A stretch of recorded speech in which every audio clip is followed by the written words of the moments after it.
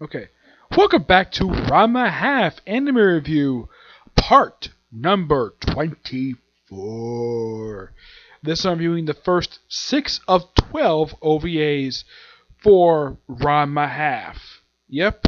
And unlike the main series, which is done by Studio Dean, this for some reason, I think, but yes, me do for Ranma Half for the OVAs, but for some reason, there's a bit of change with these OVAs. For instance, I think we have a new studio because the color scheme is a bit darker and we're showing a little more skin for some of the characters than usual.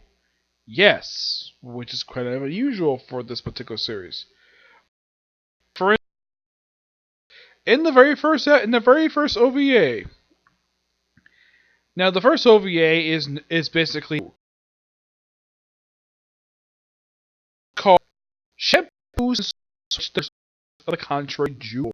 Yes, brooch. This one is chapter 33. So I'm like, wow, that's quite something.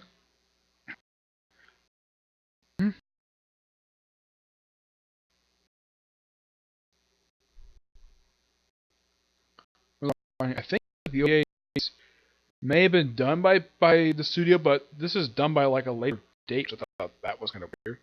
Yeah, it's like the animation style looked like it changed, which I thought that was kind of weird.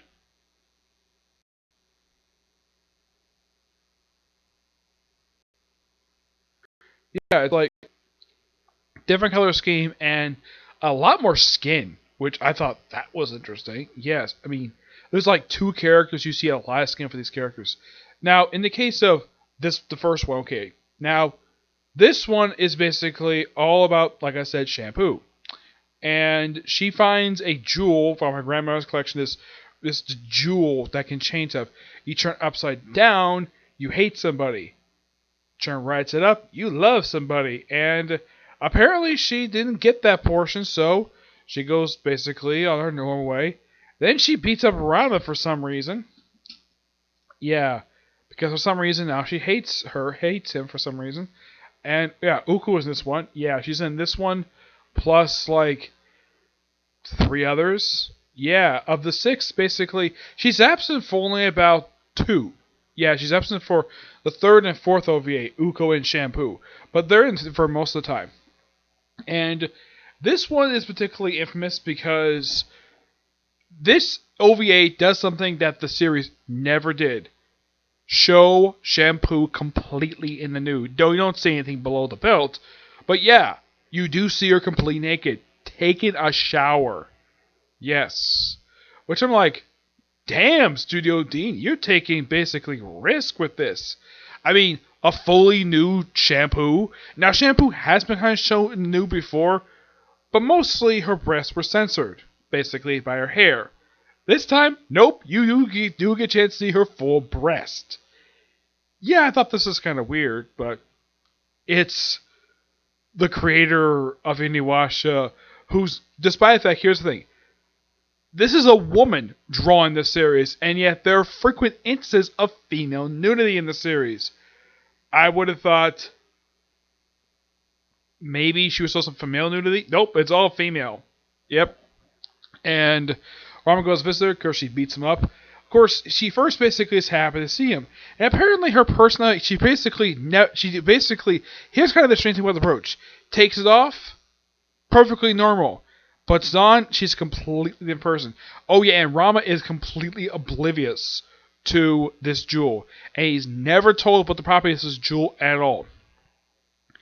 Well, then he tries to break the jewel by having forced to admit that he has feelings for Shampoo. Yeah, he does care about Shampoo. And the way that he's written here is kind of like, man, he's basically a playboy. Yep, and then he tries to get along with her, and then, of course, Akane, and, of course, Uko. And then, basically, when Juka, of course, Akane tries it on, though she puts her right side, which means loves him, despite the fact that she doesn't, she does really, but these are basically because, well, she's wearing the jewel. And then he gets thrown out, and then something very odd happens. Kuno and Ryoga team up. These two have never teamed up against Rama before. and they proceed to beat the living crap out of him for two-time Akane, despite the fact that did not know what the heck was going on. And then he ends in the hospital, completely mummified. And I thought this was so hilarious at the end. It's like, and Kasumi was the one pointing this out. Oh, Rama's got his own harem now because he's got three beautiful women at his bedside: Uko, Akane, and Shampoo. All three women, who are his fiancés. I thought this was hilarious. Yep, pretty good OVA, and despite the fact it has been dumb moments here and there, but it was a fun one. My personal now next one, I love this one because it's a Christmas episode. Yep, and we get a chance to see Kasumi. A little more skin than usual for her. Well, she did show a lot of skin in Miss Beachside episode, but yeah, it's also the first of two OVAs you see her in a nightgown. Well, this very revealing nightgown, it kind of shows off her chest, well, her cleavage a little bit, which is something they never did in the actual series. I thought that was weird. Oh yeah, in case you're wondering, this is a filler. Yep. Yeah, she gets a vision. She wants to bring her for Christmas. So, like, have a Christmas Eve party and invite the entire cast of the damn series to this Christmas party. I mean, everybody popped up in the series and the point. With the exception of Mrs. Saratobi. She's the only one who doesn't. Yeah, we just thought that was kind of weird. Like, okay, you have pretty much everybody, but not her? I thought that was kind of weird. Yeah, they even throw the Gambling King in here, which, yeah, this is first appearance as his standalone episode. Back, I think it was like season 2. Actually, no, I think maybe season 3 or 4. Like, it has been that freaking long. Like, first he in a wide shot, a bunch of characters making quick cameos. And then you see him one at a time where they're gambling. And, of course, he cheats like usual. And then he gets tied up in a straw and thrown outside. And that's last see the Gambling King. Great to see you, man. Also, I've got to mention this. Apparently, the dubber, because I just noticed this basically when I was watching these. Apparently, the dub basically decided to switch back to the original dub actress for Ranma in his male form. I thought this was weird. Like, okay, you had Richard Cox, who was basically voicing him season 4, and then you switch it back to his original one? Yeah, I'm not really sure why this is. Everybody else, as far as I can tell, pretty much kept the same voice actors from the show, but yet Ranma had to change his? I thought this was weird. Yeah, this has never been explained. Mm-hmm. So, we have the guys show up, and you have Ryoga, Ranma, Kudo, and Moose, and they have the guys' room. Basically, Akane's room.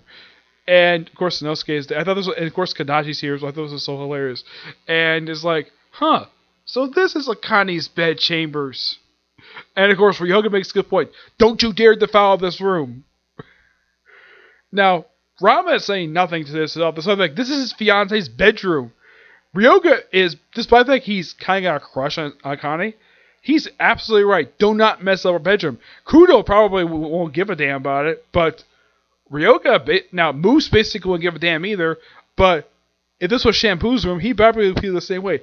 And the girls' room, it's Nabiki, Akane, Kadachi, Shampoo, and Uko. And you have Uko, Shampoo, and Kadachi sitting on the floor, basically making scary face at each other. Then we have Kasumi and Ranma comes in. I thought this was very good. So, basically, Kasumi asks, and want to help me cook? So, Shampoo, Kadachi, and Uko all volunteer to help cook. Akane wants to too, but Ranma's like, no, I got a better job to do. How about you help me decorate the Christmas tree? And Nabiki gets nothing to do. Which I thought that was kind of dumb. I mean, this is her house. She lives here. And yet she gets something. And yeah, here's the girls' room is Nabiki's bedroom. Which is something that's very rarely seen in the series. Because the only person's bedroom is seen frequently in the entire series. Pops up in like almost every episode of the anime. Either canon or filler is Akane's bedroom. And I think like the only characters outside of her family who've been in her bedroom has been Ranma. I know Ryoga has been in there. And thanks to this filler, now Kudo and Moose have been in there as well. I don't think any other persons have been in her bedroom. I think Kadachi's been in there once. But, excuse me, outside these 5 characters, I don't think anybody else has. Actually, wait. Uko has been here once in one episode, but Shampoo has never been in this bedroom. Nope. Not even our grandmother thought that was interesting. Yep. I do like the fact that we still have the whole rivalry between Udachi and Shampoo over Ranma. Yeah, these four girls would constantly fight over him. Yeah, it's a recurring gag in the whole series that four women, one of whom is basically is confirmed his fiance. He recognizes her as fiance. The other three just claim to be. Well, in the case of Uko, because something him and his father did. For Shampoo, because of Chinese law. For Katachi, because she's in love with him. Yep. And I'm thinking though, Ranma, okay. I get the fact that you recognize the fact you're engaged to Akane, Uko, and possibly Shampoo. But you don't recognize the fact that Kadachi, a woman who's rich and smoking hot and actually can cook, is in love with you, and you think she's freaking nuts. Yep. Freaking nuts. And I gotta say, she's one damn good cook. Yep. But this is actually one of those rare times she does not take off her outfit to reveal she's got a green leotard underneath. Which, she does the whole thing of her ribbon thing, and she knows that's for her martial arts gymnastics in this particular OVA, but not slipped onto leotard. Nope. They kind of have this thing where basically Uko and Shampoo do fight each other because they kind of ruin each other's food. And eventually, well, the party gets started, and of course Rama gets beaten up for saying something bad to Akane, which that I actually kind of believe basically what he said. Yeah, because he believes, definitely, and of course a lot of people believe, Akane is a terrible cook. And later on, these two, we had this thing where apparently Shao decided to dress up as Santa Claus for some reason, and we have it where Genta dressed up as a reindeer. Yeah, I thought this was kind of weird. The reasoning for this, because they felt like it. So, we got presents for Akane Tendo and Rama Saratomi. Come on the roof. And they talk to each other briefly. Well, first, I think it's... And we have all the women basically show up for this thing. First we have, I think it's Uko, and then Shampoo, and then Kadachi, and then finally Kane shows up. Now, I should also point out though, Kudo sees a picture on Kane's wall, and he does know the picture. And this is also when the whole thing about supposedly defiling, Akane's bedroom comes in. Because, hey, maybe I should autograph this for her. This picture. And I see a picture, I'm like, is this for the Miss Beachside episode? Probably is. Probably, in my opinion, the best episode of Season 7. I mean, not only due to the fact you get to see all the female characters in bikinis, but also the fact the episode is funny, fun, and the fact it brings back a couple characters in the series. One is not been seen since Season 3. The other, of course, was basically not been seen since the previous season of the show. But here's also another character that's appeared in this episode, the Ghost Cat. Yeah, the Ghost Cat does not appear in this episode. Yeah, the martial arts sea guy. Yeah, he makes a pre-appearance. Him and his smoking hot fiance. But yeah, a lot of really noteworthy characters do appear. What do you think? What about Gozakugi? Does he appear in this episode? I think he appears in a cameo in that wide shot. But yeah, I don't really remember because it was basically a whole bunch of characters. So a lot of them look pretty much the same, anyways. Yeah. So, Rama and Akane finally open each other's present. Akane's present to Rama is a scarf.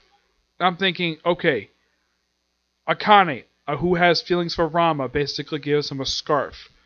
I'm like, wait, I saw this in a movie once. The film The Last.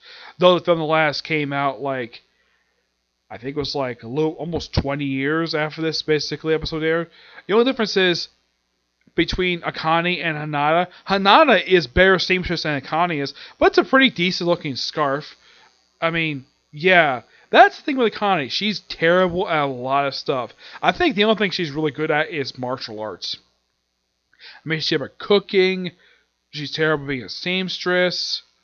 And yet she's supposed to be Rama's future wife, and yet she's not good at the two things that a wife basically can be good at.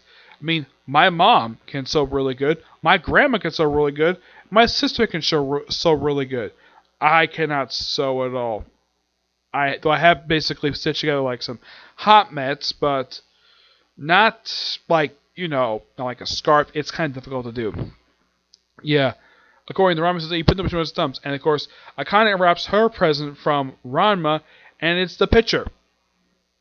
Now, this I think is kind of confusing. Is this a different picture that's not hanging on her wall, or is it the same picture that Ranma just happened to frame? Yep. But this overall is a really good OVA. Nothing terrible about this one. Nothing to fast forward through because think of how bad it was. By far, a really good OVA. Mm-hmm. And I don't recommend people on my behalf. Now, in the case of 3 is basically page 241. Basically, one chapter. This is Akane versus Ranma, the one who inherit recipes. Yep, and this is the one that returned to Ranma's mother. And still, they do that stupid thing of, oh yeah, let's have Ranma in his girl form the whole time his mother's here, and having his father in his panda form. Though he's starting to regret basically his stupid promise to his very beautiful wife. Yep. Oh, and Akane throughout this whole thing calls Ranma's mom Auntie. She, from what I can tell, does appreciate that because she's basically kind of like a mother figure to her and her sisters. Which, yeah, because here the story for this one is this: Kasumi. This is the second time you get a chance to see her in a very revealing nightgown. I mean, I'm talking about not like full body. I'm like top ish. But watch the OVA, you know what basically I'm talking about. So, she apparently gets a fever and she can't cook dinner. Well, he's cooked the meals during the day. So, Nabiki first tries to call some more for, hey, can I have some 6 ramen, please?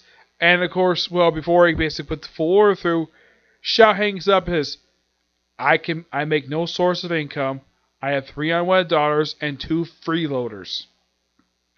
Where am I going to pay for that? So, I'm thinking like, okay, if you make no source of income, then where does Kasumi get her money to buy groceries from? I don't know. It's a big mystery they have the whole series. And also, like, how in the world they afford to keep the power on? Maybe they have some in the city. It's possible. And how is it this is a school of anything goes martial arts, and you have no students? Yeah, this is something that's been a complete mystery the whole series. Like, how is this a school when you have no students and you cannot afford to repair your own damn roof? Yeah, and there's also a frequent gag in the series of, yeah, punch a character really hard, blast them right through the freaking ceiling, and he has to basically prepare it. They kind of have this also in the 5th OVA as well. Yep. So we have this various cooking thing. Now, basically, yeah. Apparently, Ranma's actually really good at cooking. So, yeah, he's good at cutting up stuff. He gives it to his mother. Of course, she does not know this is actually her son. She does not know later, by the way. She tries like, this is actually really good. Tries the Akane's cooking. Ugh, terrible. Yep. And everybody knows how terrible Akane cook is. And I'm like, okay, if Akane is a terrible cook, why not have Ranma do the cooking with Kasumi? Yeah, that's a question I've had for quite a while in my head. Like, okay, if Akane can't cook, why not Ranma? Yep. Despite the fact this adaptation of a standalone chapter, this one is actually pretty good. And by the end, of course, Miss Saratobi goes away and I don't know if she pops up in the mini OVAs. I don't know yet because I haven't finished watching yet. Yeah, but oh boy, the next one. Like, the 4th OVA. Stormy weather comes to school. Growing up in Hatco. Yeah, this particular one OVA is an adaptation of 8 freaking chapters. Actually, it's more like 6. Yeah, 6 chapters for one episode. This is debut of Miss Hanako. Oh, by the way, Prince Bakudo, second appearance he makes in his OVAs in this one. He did appear briefly as a cameo in the second OVA, but this is actually he appears briefly at the beginning of this one, and you never see him again. Well, you do see his statue later on. Yeah, and we see, like, the teacher. She makes her debut quite interestingly by saving Gozakuki from a group of bullies. Yeah. And this is basically her character. She has a thing of 5 yen. This is a Japanese currency. Yen is their currency. So, absorbed without aura, she goes from a very cute child to a smoking hot woman. Like, oh my gosh. And here's kind of the interesting thing. Like, every guy, when she does this, every guy is, like, drooling all over her. Gets all smoking hot she is. And this is like part of the anything goes martial arts. Rama's like, yeah, that gets his attention when she mentions that. And of course, tries to hop aside when she sees him outside the window. And of course, Rama, being the gentleman he is, saves her from actually hurting herself because he does not know that she knows martial arts that well. I mean, aside from this one move, I don't think she knows any air move. But yeah, she defeats Hepasai really easily. Oh yeah, and it's really the end of the episode. He's the one who taught her this stuff. Yep. And basically, you have to seal this up with a special pressure point, where on top of her right breast. And anytime he attempts to do this, it looks like he actually is trying to grope his teacher. Yes, he does this twice over the course of the episode. Actually, does the third time later. The first time he does it was actually in private, and apparently everybody's over here and they see him like having his hand on her breast, and then he shoved out the window. Yep. And then next time he does this is in the hallway, does it from behind, and basically look like he's groping her. And then he challenges her right in the middle of the school. And eventually, after even using like a hoop, first he tries to use a way to get her to stop using the yen. First by have a bunch of coins. And then she uses a basketball hoop to use the Zorba aura. Eventually, he does defeat her by smashing the basketball hoop, put it around her, and then doing the two-finger pressure point on top of her, so it looks like she's grabbing her breast, and sort of seals his power. It was like, yeah, good job. You have to do this once a day for a whole month. And he's like, no, it's like once is enough. Yep. And this is the first of a handful of times she appears when she appeared in the manga. Yeah, she's quite interesting of a character. Now, in case you're wondering, does she appear in any of these OVAs like after this one? She has appeared in one after this one. She appears several times in the manga, but this is her introduction. Yep. And she has become like a big influence. I think she appears like one other time significant, one other story.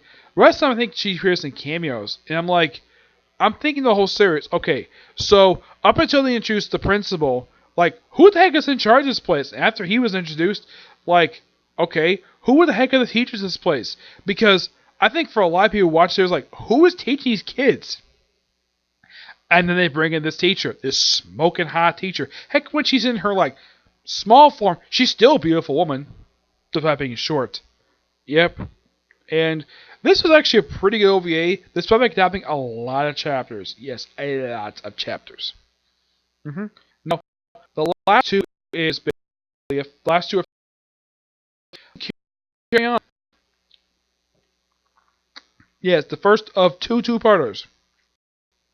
Yes, we're all two-parters as well. That's the thing about the OVAs. Like, you get about half through and get like two-parters in a row, and then like the last four basically standalone. Yeah, this one is this. We have basically Shampoo and Uko get their food stolen. And it's revealed to be these two teenage girls. And they say their father is Shao Tendo, which that's Akane, Nabiki, and Kasumi's father. And they start helping out and he sort of kind of politely accepts them, even though he's never met these two girls before. And I think he's the one who basically is their actual father. Yeah, as the person who claims to be their father, and who's the actual person that claims to be Shao Tendo. Yeah, it's a complete letdown. It's complete nonsense. Yeah. Though, they're very good help around the house. They give him tea. They're basically very nice to Genta. And eventually, after a while, Akane's going to find out with them, so he turns to the fight. And... Excuse me. Ugh. Excuse me, yes. So Akane and Rama in his girl form challenged two girls to fight. Now, this actually put for Rama because I don't think he felt I think he might feel guilty about beating up a girl. So, doing his girl form, okay? They have their fight, and it goes pretty badly. And Ranma and Connie lose, so Connie leaves in a huff, and of course Xiao is like, of course she's crying the whole time while she's gonna like he basically puts her outside the gate, says, "Don't you come back until Akane comes back." So he goes off, do some training. Akane does some training with Uko and Shampoo, which partway into part 2, like Uko and Shampoo just disappear, and they're never seen or mentioned again throughout this entire 2-parter. Yeah, it's like, okay.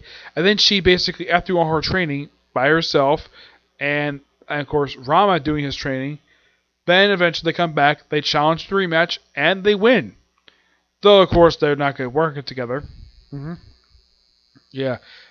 But they win overall, and the girls leave. Like, we'll be ready for a rematch. Yep.